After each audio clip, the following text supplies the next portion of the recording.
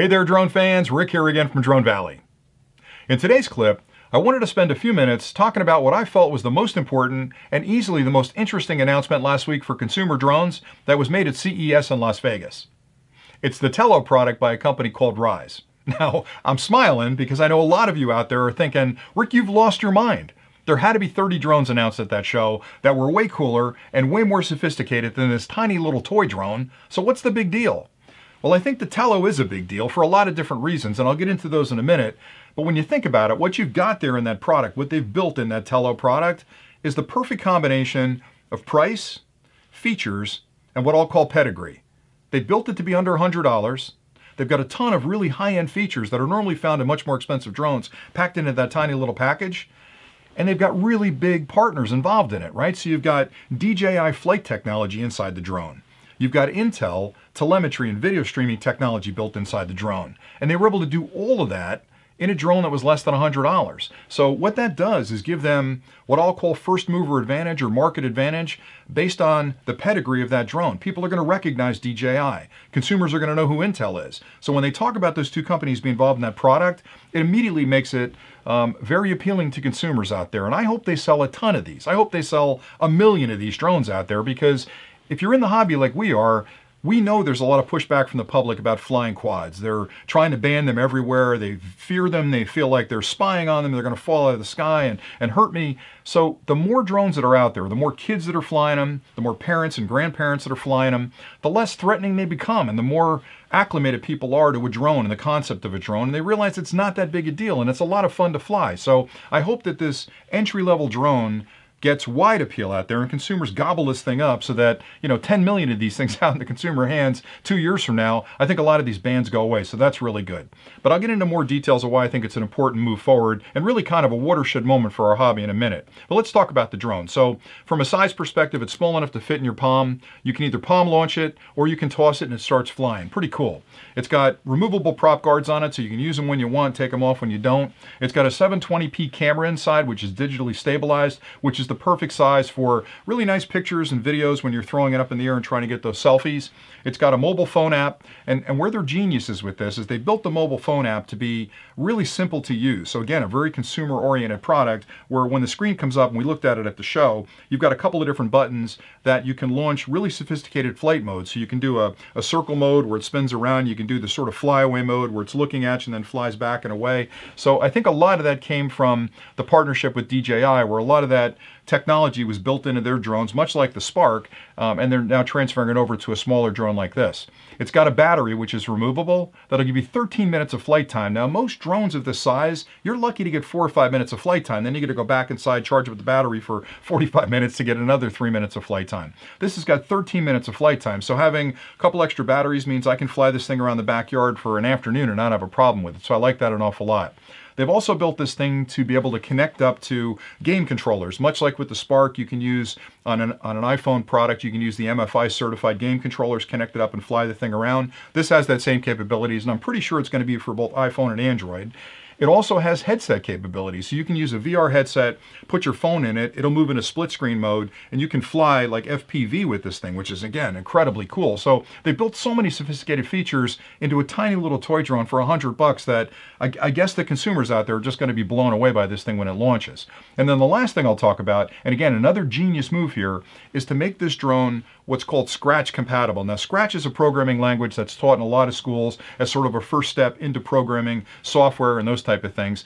So anybody that plays with Scratch today, was developed by MIT, can now create a program that this drone will pay attention to. So imagine that you're sitting down at a computer, you throw together a couple lines of code, you turn it loose on the drone takes off, spins around, takes some pictures, flies back 30 feet and lands. How cool is that going to be? And again, when you think about how they're trying to get this out into the consumer hands, all the stuff I've talked about individually are reasons to own a drone like this. Put them all together, you've got a killer product. Now, we were lucky enough at the show to actually meet the people, some of the design engineers who put this thing together. It won't be released in the States, I think, until spring, maybe April or May. It's getting released, I think, in Japan or in China in March timeframe, parts of Europe in March timeframe. So I beg those guys to get my hands on a couple of these Tello products. Hopefully they'll send them to me. If they do, I'll do a full review, a hands-on review here on the channel. But I did an interview with them, just asking them a lot of basic questions, and I'll run that next. Now, I have to warn you, It was a really loud show and there's a lot of electronics going on there. We were testing out a new audio system, so there's a couple of breaks in the audio there, so I apologize for that. I promise you we're going to get better with that stuff when we do these remote locations. But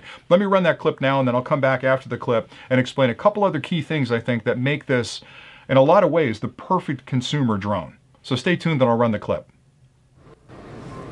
Hey there, drone fans. Rick here again from Drone Valley. Well, I finally found it. Here's the Tello, and it's in the Ryze booth, and I've got the two guys here that are responsible for the development of this. Now, this is an incredibly smart drone that's got Intel inside of it, it's got Ryze production involved in it, and it's also got some DJI brains inside there as well. So for me, for $99, you can't beat this product. But let's find out a little bit more about it. So how did you guys come up with the idea for this drone? Well, we came up with the idea of a fun toy drone about 2 years ago, right? By a group of engineers who actually started this company, and we want this drone to be unique and have to be fun, safe, and also you can learn something from the drone. Yes. Right. Yep. And now it has a lot of really cool features. It's got a 720p camera. Correct. You can fly it from your phone. Yeah. And I understand you're working on a controller that can also pair up with it. Yes, officially it could be only be controlled by your mobile phone with the app also called Tello. Okay. But in the future, the third-party controller will be available very soon. Okay. Yeah. And then that third-party controller would connect to your phone, and would it do streaming video from the phone as well? Yes. From the camera, it would. Yes. And that would connect to your phone over Bluetooth. Between phone and the controller, it is Bluetooth. Between drone and phone, it is Wi-Fi. Wi-Fi, certainly. Yes. Okay, so that gives you a pretty good range. That's excellent. Yes. Very nice. Now, this partnership with DJI, everybody's asking about. So it seems like DJI is building their own products, which is great, but they develop so much leading-edge technology. It seems like now they're licensing that out to other companies. So there's a lot of DJI IP, if so to speak, inside this drone, right? Actually, this drone is developed and developed by the company Ryze, and we are very lucky to be licensed with DJI flight control technology. Nice. Yes, but we are dependent on this. Right, I see that. I understand that completely. That's great. Yeah. Boy, it's a beautiful little drone. Now, how many colors does this come in? It looks like three. So we've got white. It's removable. You can change the shell. Okay. It's very easy to change. Very nice. Yes. And the camera itself is 720p. Is there any kind of stabilization, digital stabilization in there? Yes. There is? Yes. Okay, so that's nice. That's really nice. Good. In addition to that, what type of flight time do you get out of a standard battery charge? Up to 13 minutes. 13 minutes, okay. 13.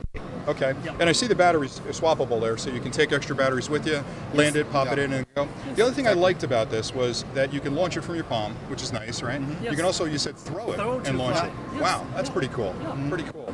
Now, the prop guards are removable, I imagine? Yes, of course. Okay, so for me, what I like so much about drones like this is obviously I can't take this out and fly it 4 miles away like I do with a lot of my products, but in the wintertime where I can't get outside and fly, I love to have something in the house that I can use and keep my stick skills up and stuff, right? And also the kids can fly it, and when they get good at this, maybe I step up to a bigger drone. And so this is a wonderful starter drone for a lot of people. And for the kids, they can also learn something by trying to program the.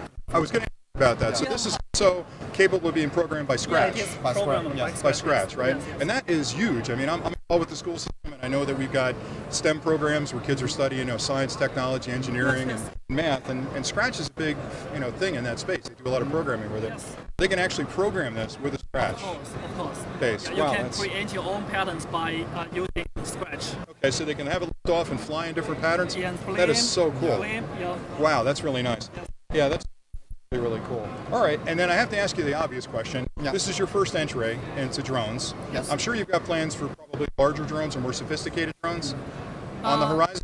It is our first drone, so we need to collect the feedback from the market. Certainly. Then we will see what to do next. Okay. Yep. Well, I'm really excited about it, and I can't wait to get my hands on one. So I may try and distract you, and then I'll run this direction with this.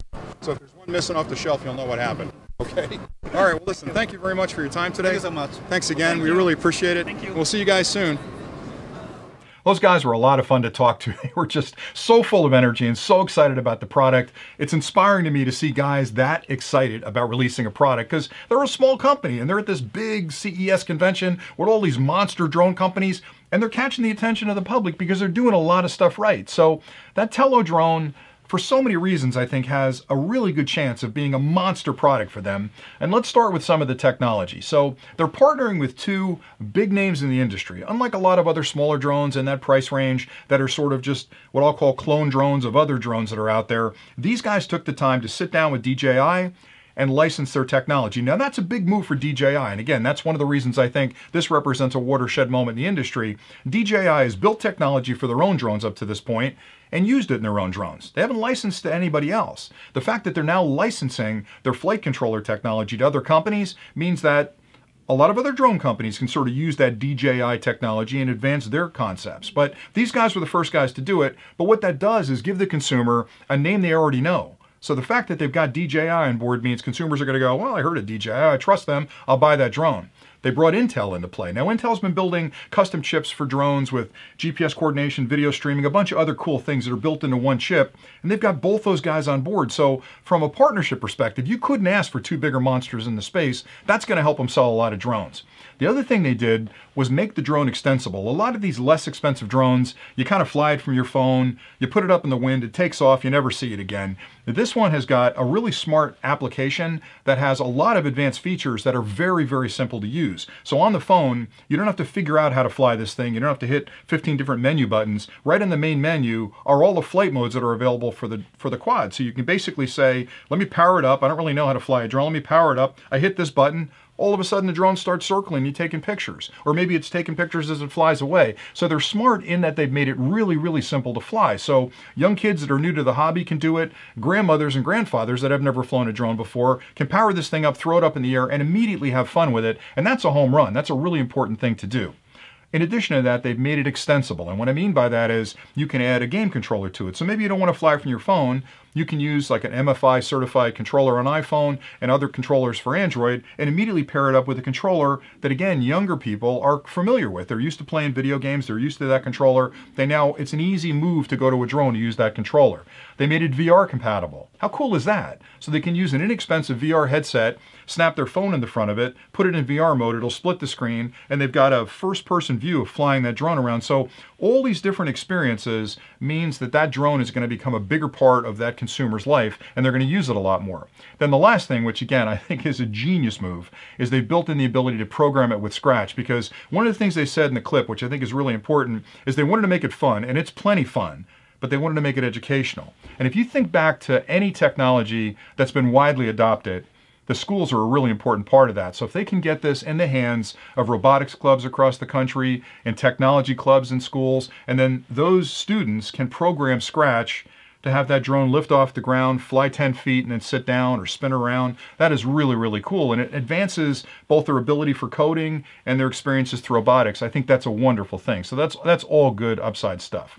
But clearly, they're going for the consumer market on the lower age bracket. So they're looking for that, I'm going to say 12 to maybe 18 age to start. And you can see from the video they put together, and I've got some screenshots coming up, that they're looking to go for the younger crowd. And again, I think from a marketing perspective, it's a genius move, because any technology that gets widespread has to be simple, and you get it in the hands of kids, and all of a sudden the kids love it and they got to have it and they're going to buy it, right? So then their friends are going to see it, they want to buy it. So there's a market there that they're going to exploit pretty quickly with this technology, because it's the right price point for that market space. The other thing that does, though, for the hobby, which is important for me, is that the more they put out there, the less threatening drones become in general. Because how does a parent who may be sitting on a board or maybe part of a township that's making a decision about banning drones, they think of drones as our big drones, right? And that's not something that they're familiar with, and it's threatening and it's scary. By having that small drone in their kids' hands and their grandparents' hands, it becomes commonplace. It's no longer a threatening thing. So they're less,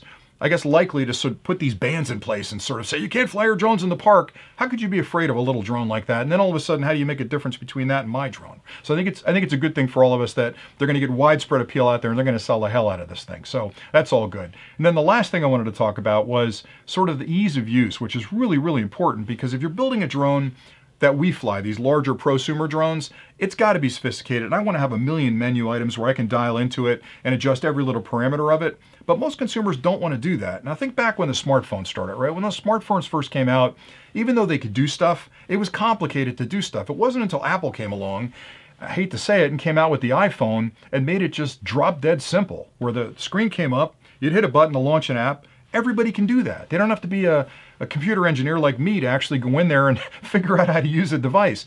This has got that level of simplicity. So the fact that they built it simple, it's consumable, it's easy to fly, it's non-threatening, it's fun, all that stuff is great. They also built in the app, which again, they're thinking this through, is the social media aspects of it. So the fact that you can film with this, then immediately put it up to YouTube or Instagram or Snapchat, all the things the younger people are using, is great because they're going to want to share those experiences. And when they share those experiences, other kids are going to see it and go, oh, how'd you do that? I got to get one of those. $100, get it for me for my birthday. So I think this is a product. They've got a tiger by the tail here with this product. I really believe that. And I know there's been a lot of other drones out there, $100 or a little over, a little under $100, but they haven't had all the benefits that this product has. So I think this Tello is going to be wildly successful. I'm excited about it. I can't wait to get my hands on it. I promise you when I do, I'll do the review of it.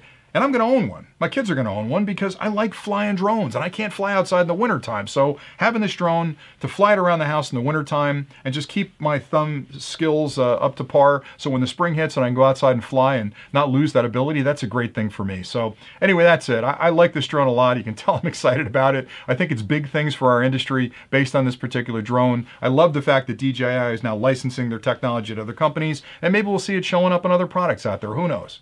Anyway, that's it for today. Thanks an awful lot for watching. If you guys have any questions about what I've talked about, drop them below and I'll get back to you as quickly as I can. I've got a lot more clips coming from the CES trip we took, so stay tuned to the channel over the next week or two, and I'm putting up a lot. I'll try and do one every day if I can. If you haven't subscribed to the channel, please hit that subscribe button because we're releasing a lot of content here that I'm pretty proud of, and I wouldn't want you to miss any of it. So anyway, thanks again for watching. Until next time, happy flying.